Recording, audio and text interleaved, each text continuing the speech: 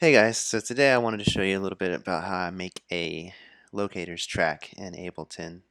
So this is kind of a workaround in order to get it where you do it once and it's saved and you don't really ever have to do it again.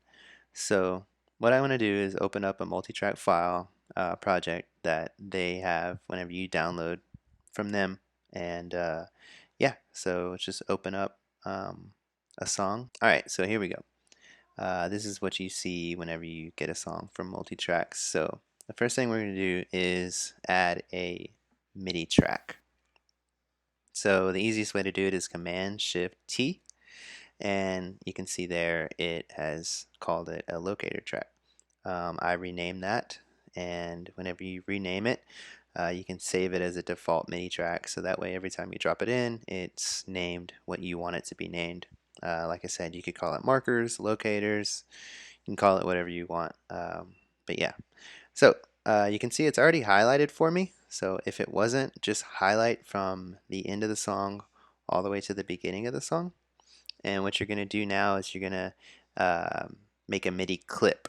So Command Shift M, and that's going to make a MIDI clip for the entire duration of the whole song. So what you're going to do is you want to rename this. So for each one, you want to rename it what it's corresponding, the section of the track, obviously. So easiest way to rename is Command R, and then you're going to name count off there. So press enter, and that is your first step. So now from here, there's a few little shortcuts that I want to show you just to be able to do this faster. So I want to use these arrow keys to be able to go back and forth, but in between the locators that they've already provided. And that's what's cool about multi-tracks is they've already named the sections and they gave you locators. So it makes it really easy to do this. So press key, and what you're going to do is on the forward and backwards key, you're going to assign some hotkeys. I like to assign them one period for forward and backwards comma. Because if you look on your keyboard on your Mac, which I'm not sure if Windows is like this as well, but it's the less than and greater than sign. So to me, they kind of look like, forward and backward keys. So period and comma works pretty well for these.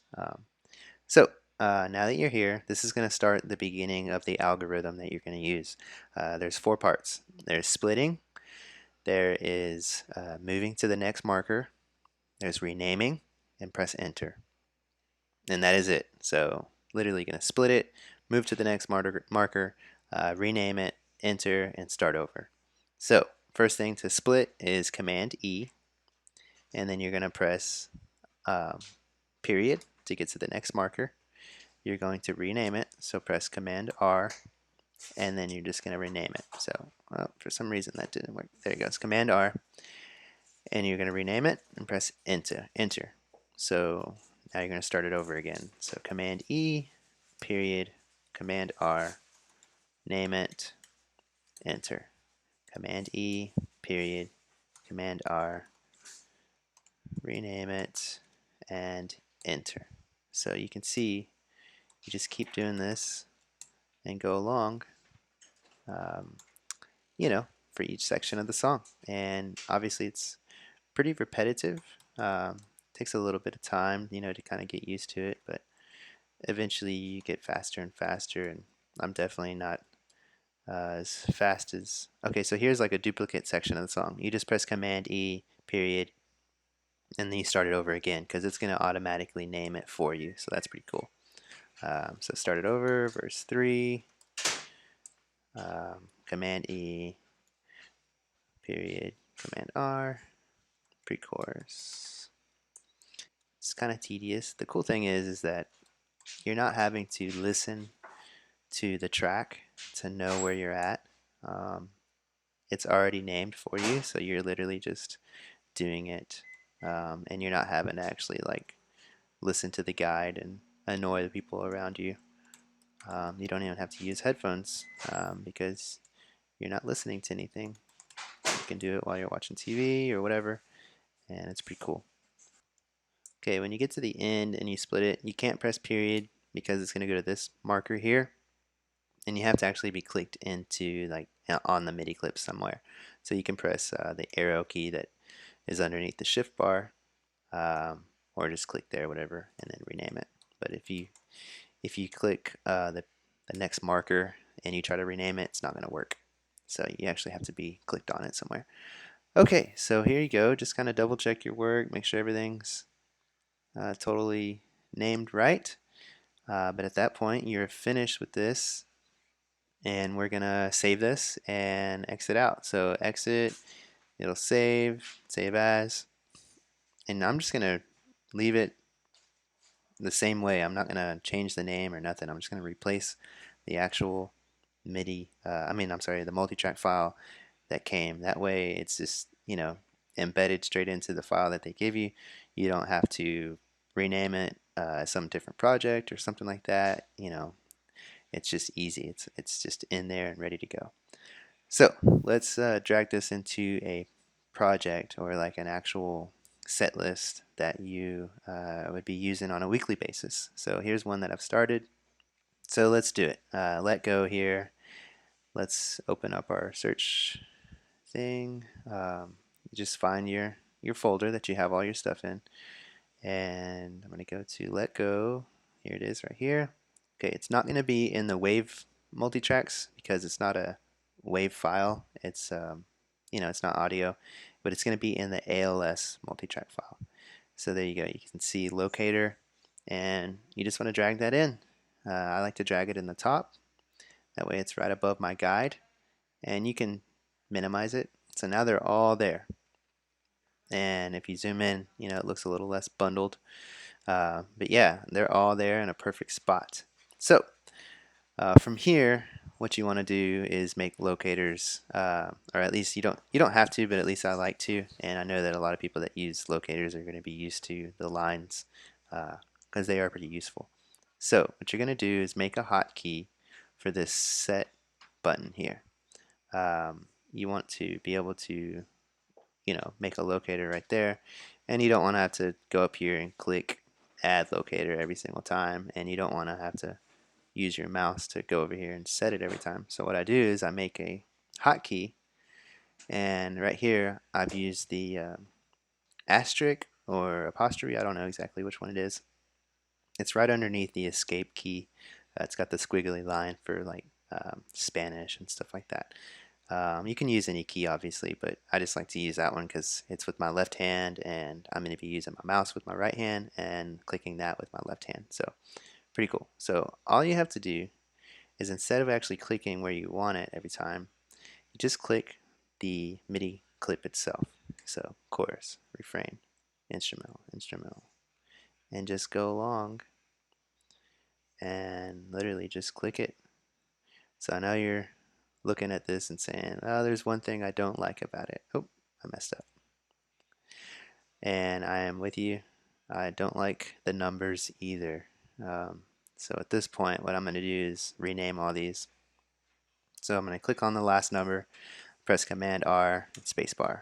Command R, spacebar, Command R, spacebar, Command R, and just keep going back.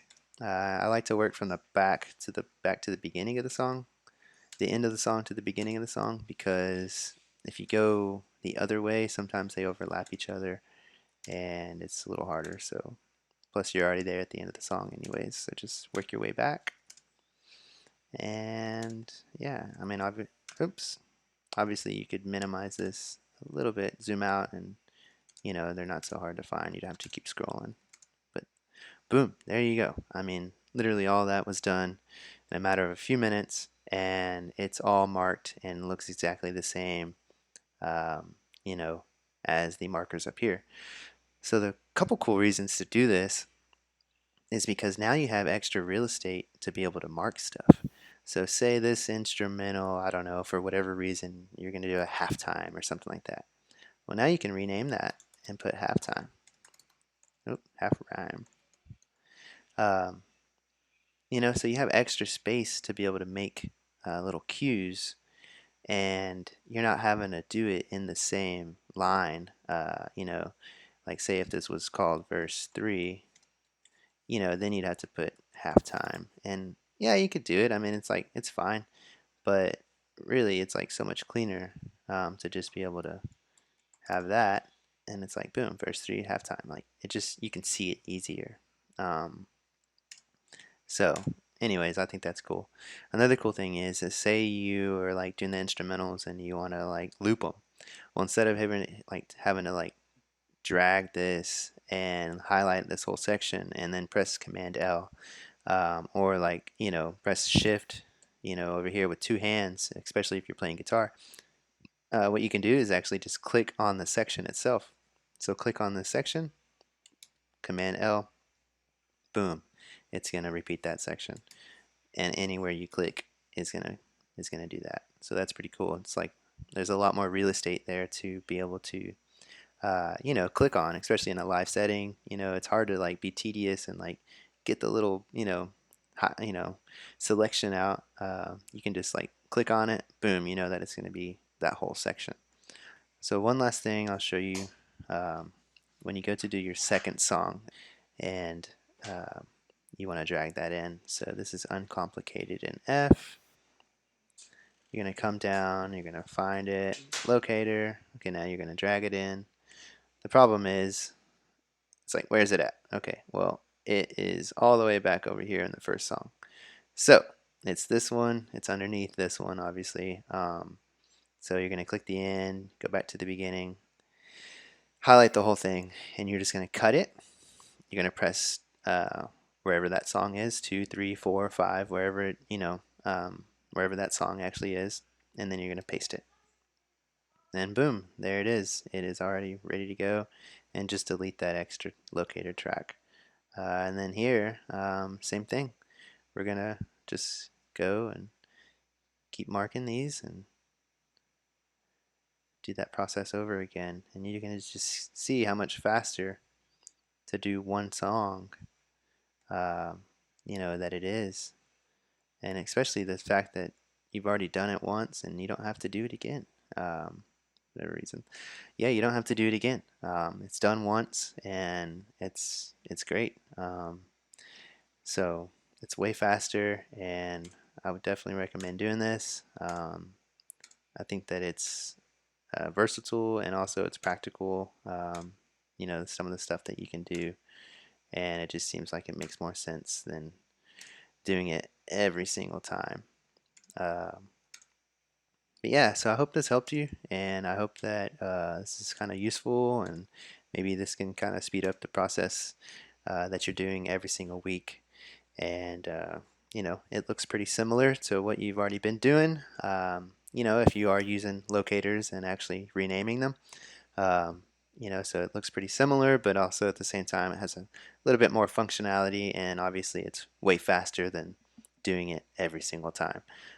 So yeah, I hope that this helped, and I will, yeah, I'd be glad to hear if you have any recommendations on, doing anything else. If there's something I could do faster, or something maybe that you've learned that over the years of doing it, that maybe could make this whole process a little quicker. So, but yeah, I hope this helps, and thanks for watching. We'll see you.